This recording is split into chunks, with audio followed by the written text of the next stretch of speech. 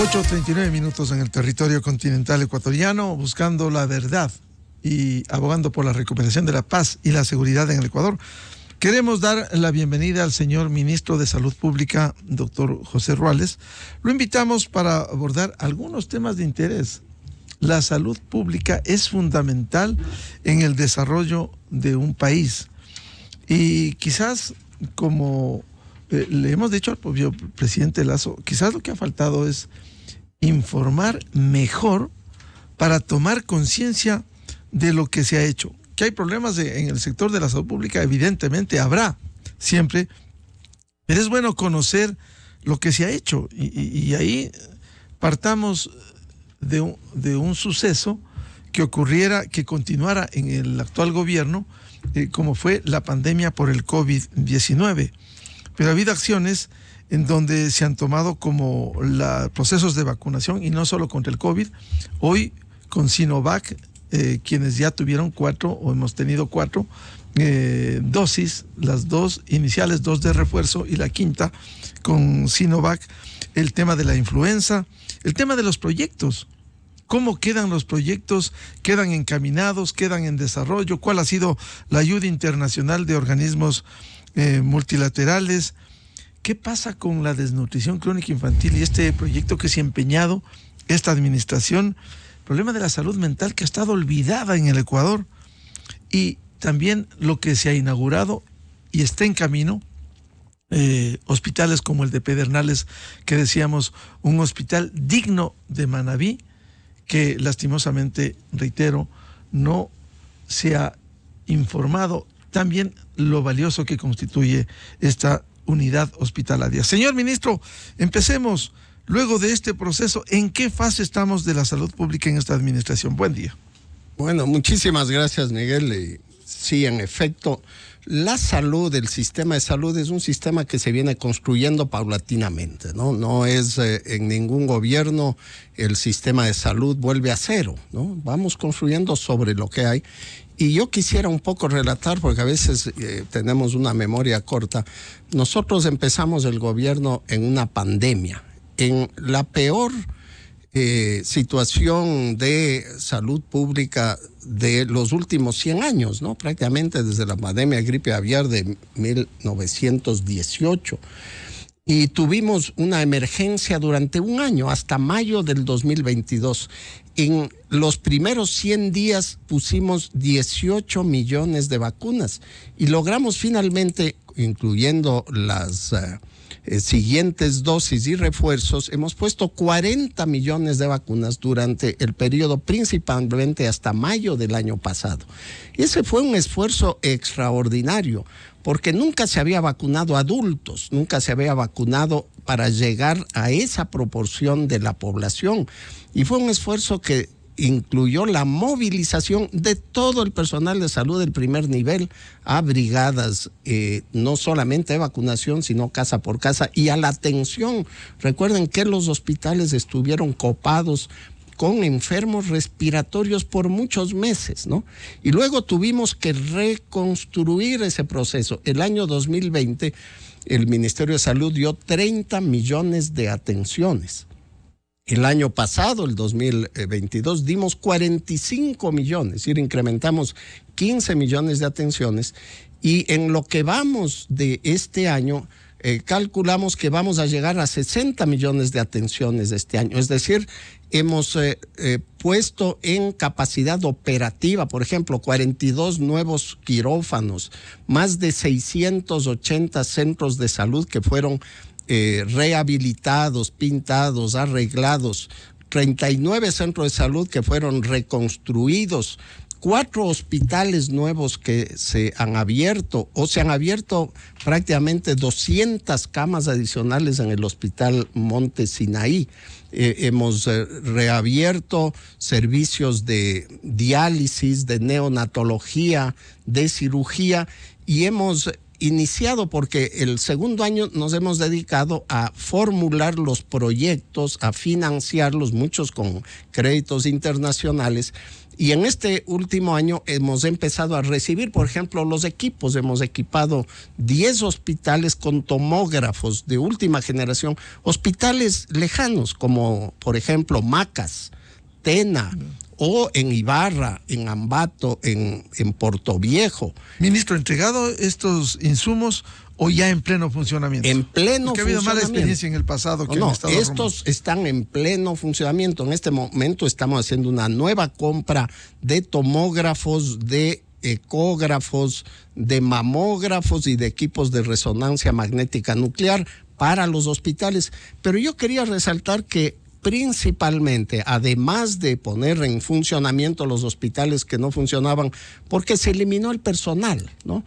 En lo que va del año hemos contratado 9,800 personas adicionales. De esas, más o menos 6,200 han ido a los hospitales. Pero lo más importante es que hemos fortalecido el primer nivel de atención, los centros de salud. Ahí han ido 3,600 personas nuevas, médicos, enfermeras o personal que nunca existió en estos niveles como nutricionistas.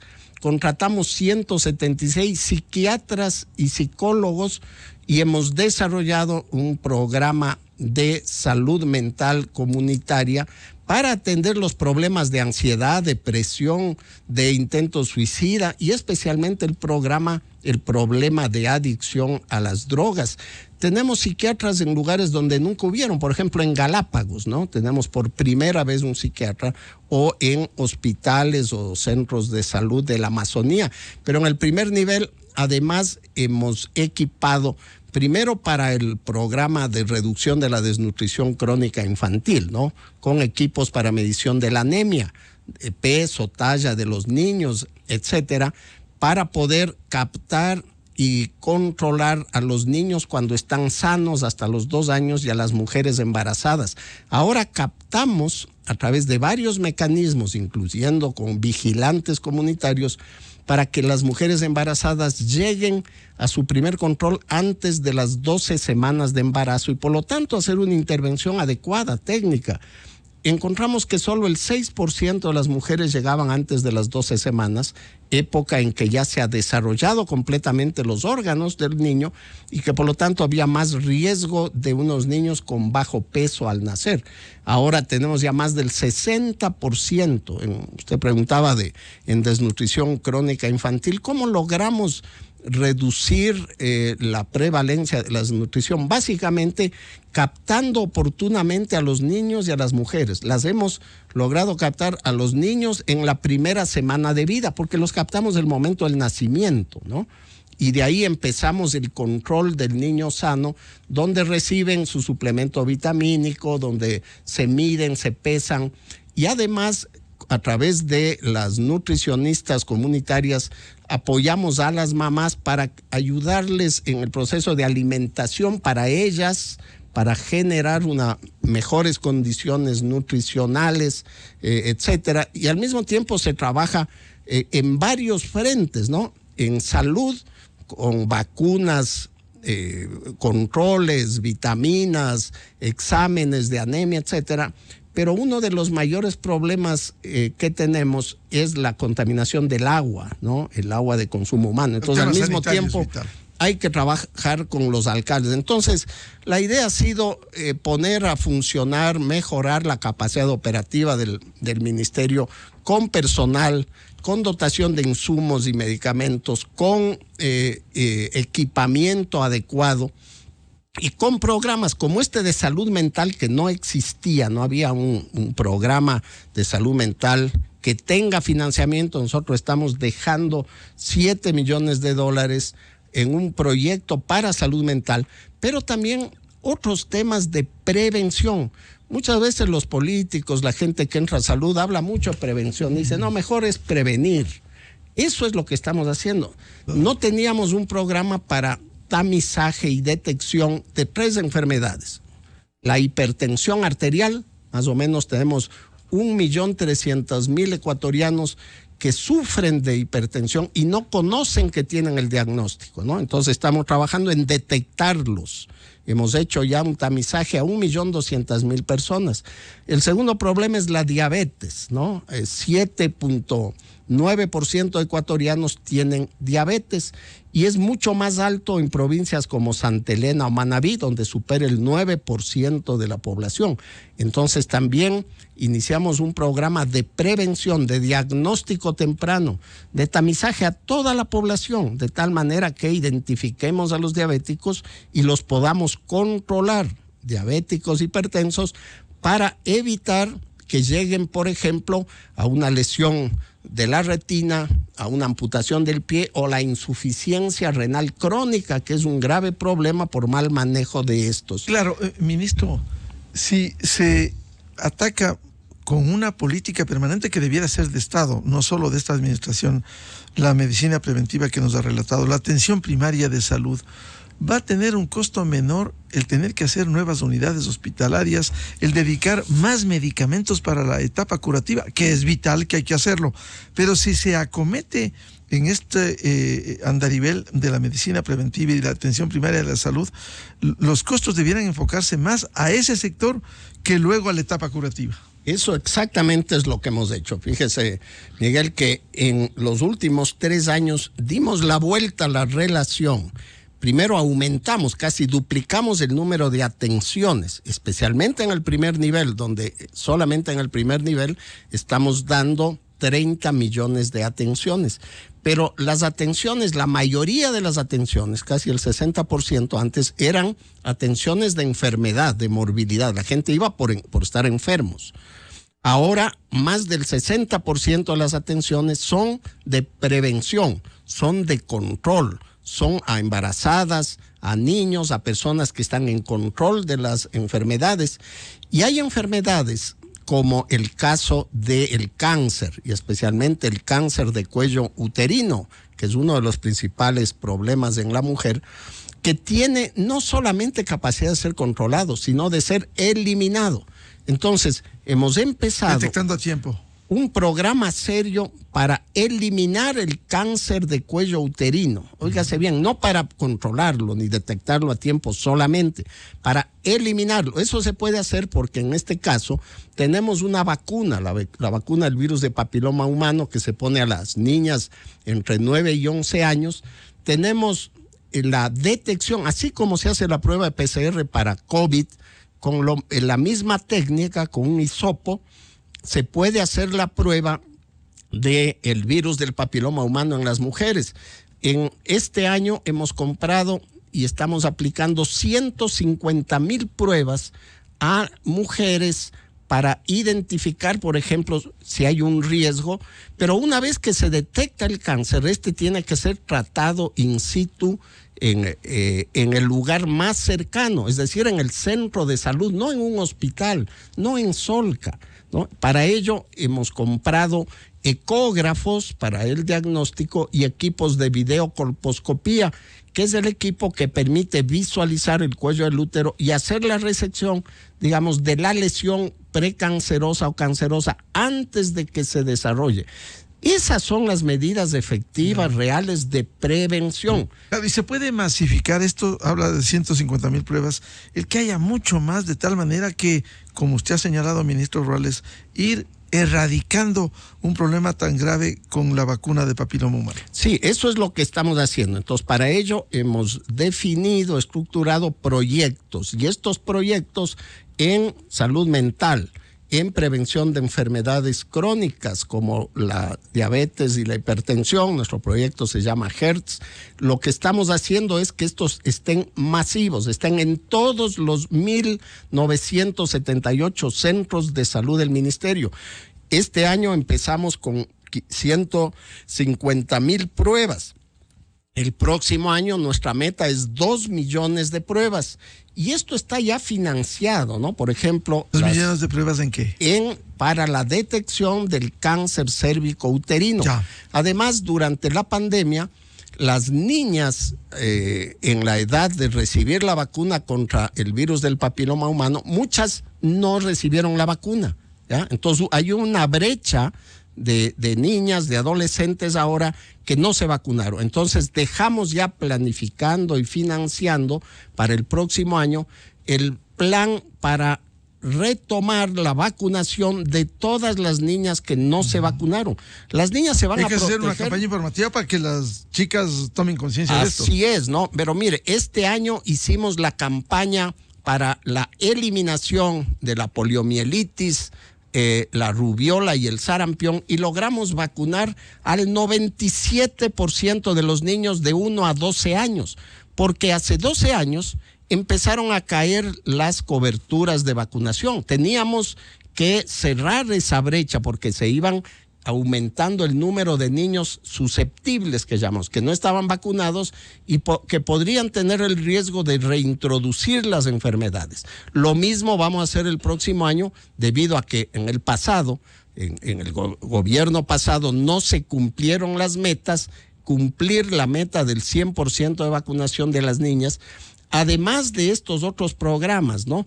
Que, como le digo, estos programas están definidos, están financiados tanto para la compra del equipamiento, del personal, como de los insumos, para que puedan seguir adelante. Y para eso, tal como usted dijo, tiene que haber una política de Estado. Durante todo el año pasado, junto con la academia, profesores universitarios, salubristas, médicos, trabajadores de la salud, organismos de la sociedad civil, organismos internacionales, organizaciones indígenas, hemos definido un trabajo para formular la política pública de salud para la próxima década. Una orientación para que cada gobierno vaya adecuando, pero que tenga ya los criterios básicos.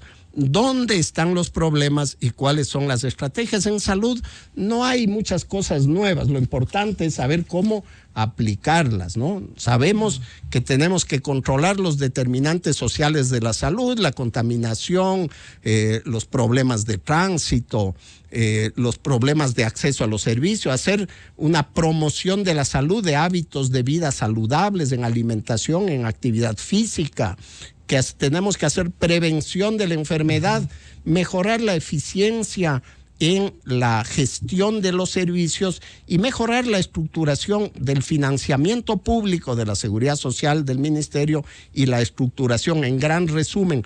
Para ello hemos formulado este plan decenal de salud, ¿no? Yo le voy a hacer la entrega de este ejemplar. El plan decenal de salud está disponible en la página web del Ministerio de Salud.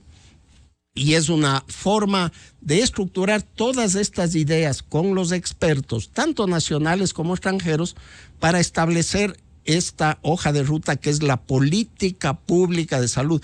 En salud las políticas no deben tener influencia partidista o ideológica, ¿no? El objetivo del sistema de salud es proteger a la gente, a la población, evitar que se enfermen, curarlas o atenderlas cuando están enfermos o darles los cuidados paliativos cuando ya no pueden recuperarse. Pero también tiene un papel muy importante en la economía familiar, en la economía del Estado, ¿no? El gasto en salud, si no está financiado o no está asegurado, puede ser catastrófico para la economía de la familia y para la economía del Estado. Ministro Ruales, como bien cita este plan decenal de salud 2022-2031 que me ha entregado, por ejemplo, se destaca lo que se hizo con el plan de vacunación contra el COVID-19. Usted citó un tema muy importante, la vacuna del papiloma humano. ¿Se cuenta con vacunas suficientes como para que las chicas que no se han administrado y estén escuchando pudieran concurrir a un centro de salud de primer nivel y administrarse? Porque hay que decirlo, hay vacunas que escasean en el país y que irse a poner en un centro privado es muy caro. Miguel, permítame decirle, ninguna vacuna escasea en el país en este momento. Escaseaban. Cuando nosotros llegamos al gobierno, influenza, abastecimiento COVID, de neumococo, de COVID, ¿no? Habían 500,000 dosis y teníamos que poner 9 millones por 2 dosis. Había problemas de la vacuna de rotavirus, de pentavalente, ¿no? No se habían hecho las compras. Las compras de vacunas se hacen con anticipación, ¿no? Estas nosotros las formulamos prácticamente un año antes. A partir de septiembre del 2021 regularizamos y se recibió todos los recursos, y este momento, al salir del gobierno, vamos a dejar todas las vacunas del programa regular, 18 vacunas, tanto para niños como para adultos, con un abastecimiento físico entre 8 y 20 meses. Hay vacunas que tienen una duración más alta, ¿no? Otras que tienen una rotación más alta. O hay otras vacunas que estamos en proceso de compra, que ya están pagadas, el dinero está en el fondo rotatorio de la Organización Panamericana de la Salud, y siguen llegando. La vacuna, más de 5 millones de dosis de la vacuna de influenza está ya repartida en todo el país, y el día de hoy iniciamos la campaña de vacunación contra la influenza. Pero absolutamente todas las otras vacunas del programa regular están no solamente disponibles, sino aseguradas para 8 o 20 meses, o están ya pagadas y tienen que seguir llegando. En el caso de la vacuna contra el papiloma humano, está disponible para la cohorte de este año, para el grupo de niñas que tienen su primera dosis a los 9 o su segunda dosis. Pero como hay un grupo de niñas que no se vacunaron durante los últimos 3 a 5 años, para ello estamos haciendo una compra adicional para hacer un programa de recuperación de la vacuna en el primer semestre del próximo año, que ya está también en camino. Pero tenemos todas las vacunas en todos los centros de salud del país. Es decir, en los 1978 centros de salud se puede administrar estas vacunas. Incluso un hecho destacado, porque así lo hemos recibido, perdóname que le comente, ministro, brigadas que van a centros comerciales y que administran o influenza o para el COVID-19. ¿Hay que seguir amplificando esto? Eso es así, ¿no? Al centro comercial es la parte más fácil. Lo difícil es llegar a la última comunidad en la región amazónica, en las zonas dispersas y lejanas de Esmeraldas, de la Sierra Central. Como le digo, en la última programa de vacunación para polio, sarampión y rubiola, llegamos al 97% de los niños.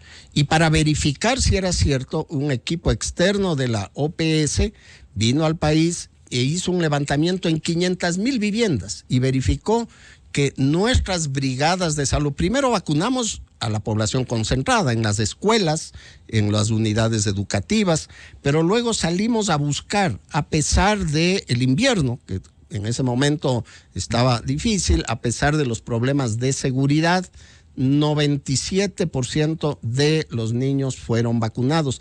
Nuestro personal de salud, hay que recordar, la salud se hace con gente, con personas de carne y hueso, con médicos, con enfermeras. Tenemos ahora cerca de 90,000 funcionarios en el Ministerio de Salud, que son técnicos, que es personal de operativo, de apoyo directo. No son burócratas, no son personas que están en un escritorio, están en los centros de salud, en los hospitales. Tenemos personal de apoyo que trabaja haciendo la contratación, el mantenimiento de los equipos, la limpieza, pagando las cuentas, pero básicamente el 90% de nuestro personal es personal operativo, comprometido, con vocación. Ministro Roales, ¿cuánto se ha avanzado en el tema de dotación de insumos y medicamentos? Este es un tema muy dinámico, cambiante, pero ¿cuánto se ha llegado a dotar a las unidades hospitalarias, como usted ha citado, el tema de las vacunas? En el tema de medicamentos ya estamos también regularizados, ¿no? Ahí habían dos problemas. El uno, que no existía un mecanismo idóneo para la compra y por lo tanto se hacían compras individuales en cada hospital a distribuidores o a revendedores, digamos, y por lo tanto eso se prestaba a malos manejos de los recursos. Cuando llegamos habían cerca de 80 medicamentos en el Catálogo Nacional de Medicamentos, ¿no? Ahora tenemos 520 medicamentos. Eso quiere decir que estos medicamentos se pueden comprar a través de la página de la tienda electrónica del CERCOP. Son medicamentos que ya tienen un proveedor que ganó una puja, tienen una calidad y tienen unas características técnicas apropiadas. ¿Proveedor directo, no la intermediario? mayor parte son proveedores, distribuidores directos o son los laboratorios quienes proveen, y además ya está definido el precio. La compra se hace como uno hace en Amazon, ¿no? Compra el medicamento el director y en 15 días empieza la primera entrega. No como antes, que hacían procesos de meses con precios que variaban en 10 veces de un hospital a otro. Segundo, empezamos a hacer compras programadas a nivel internacional a través del Fondo Estratégico de la OPS. Incluso nos aliamos con los ministros de salud de Centroamérica porque en conjunto ellos hacen una negociación conjunta de precios para obtener mejores precios con economía de escala. Nos aliamos con ellos para comprar insulina, por ejemplo, ¿no?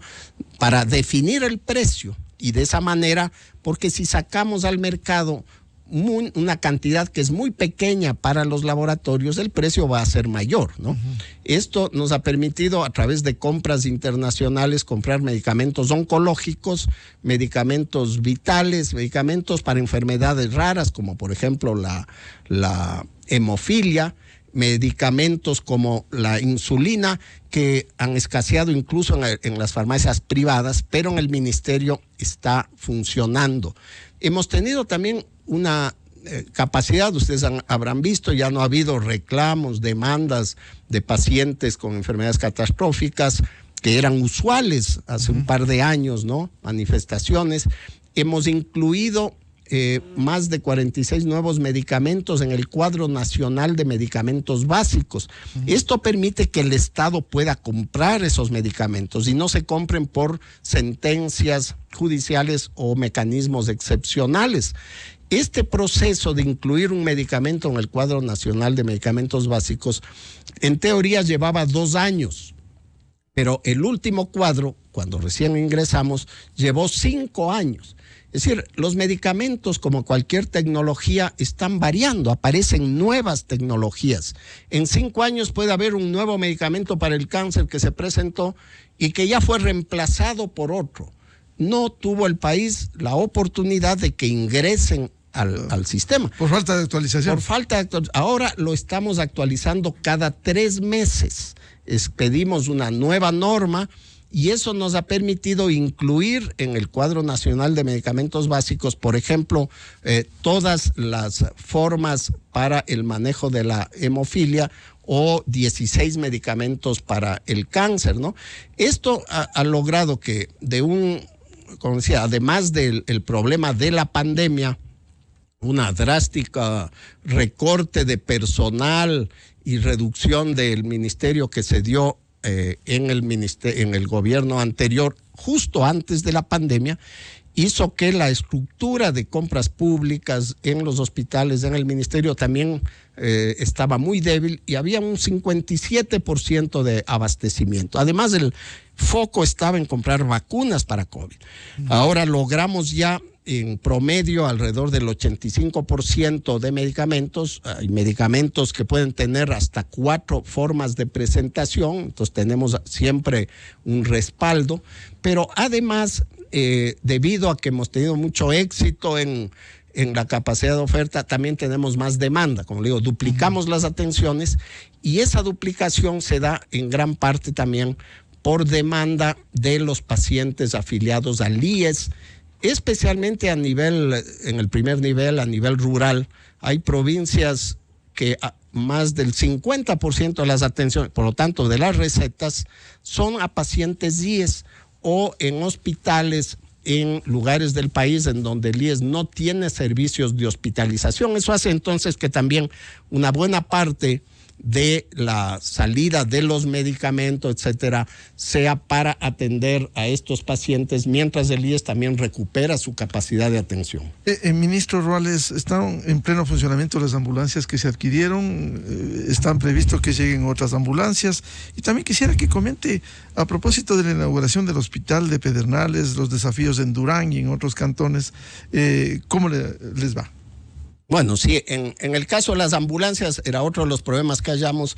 Las ambulancias, Miguel, tienen una antigüedad de alrededor de 10 a 12 años, ¿no? Las ambulancias tienen una vida útil de 5 años y debería haberse programado la compra continua y sucesiva para irla reemplazando. Eso significa que en lugares como en Guayaquil, en donde nosotros requeríamos alrededor de 40 ambulancias, estaban en funcionamiento alrededor de 12 o menos ambulancias sin todas las capacidades, ¿no?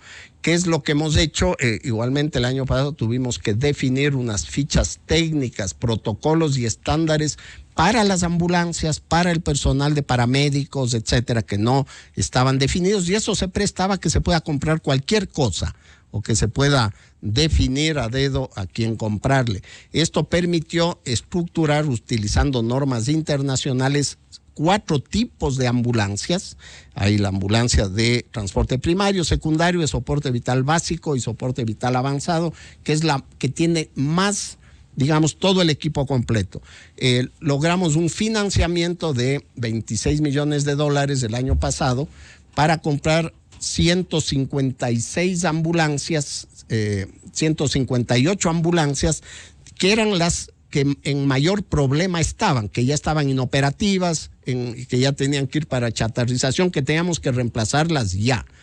Hicimos un acuerdo, un convenio con Naciones Unidas, con el Organismo de Naciones Unidas para Gestión de Proyectos, UNOPS, y empezamos una licitación en octubre del año pasado y firmamos el contrato en marzo de este año para poder construir y ensamblar las ambulancias de acuerdo a nuestra necesidad.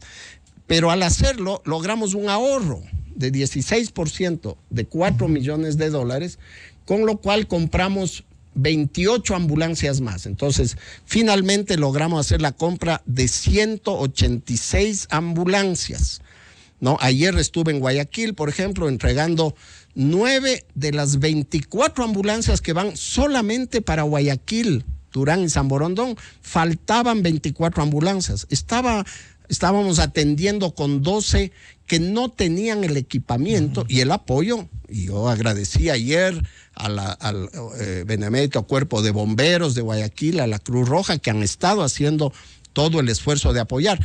Todas las ambulancias empezaron a llegar hace 15 días. Hemos repartido las primeras 25 ambulancias.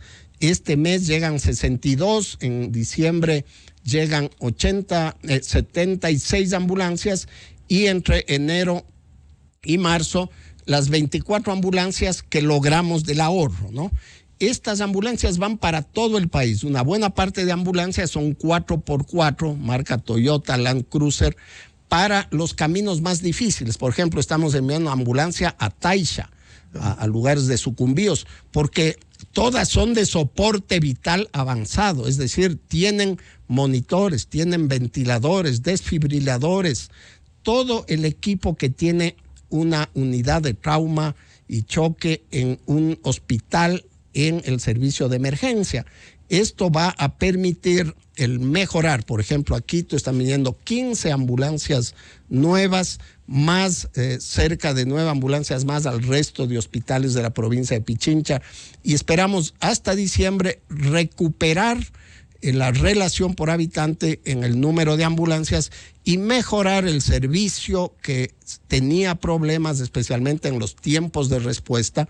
Pero además hemos capacitado, porque estos son equipos nuevos que no existían en el país. Entonces, tanto los paramédicos fueron capacitados en el uso de equipos, se les dio actualización en el manejo de las emergencias de los pacientes. Claro, con los nuevos equipos. Con los nuevos equipos, pero también capacitamos a los conductores, a los técnicos de mantenimiento, y las ambulancias salieron el día jueves pasado, que ya se repartieron, fueron a Huaquillas, fueron a Guayaquil, fueron a la provincia de El Oro. Una ambulancia está viajando ahorita a San Cristóbal, a Santa Cruz, perdón, a Galápagos, ¿no? Y salieron con su matrícula vehicular, con su placa, seguro, garantía y permiso de funcionamiento. Es decir, en el momento que entregamos las ambulancias, inmediatamente se conectan al sistema del 911 y empiezan a funcionar. O sea, plenamente habilitadas. Totalmente habilitadas.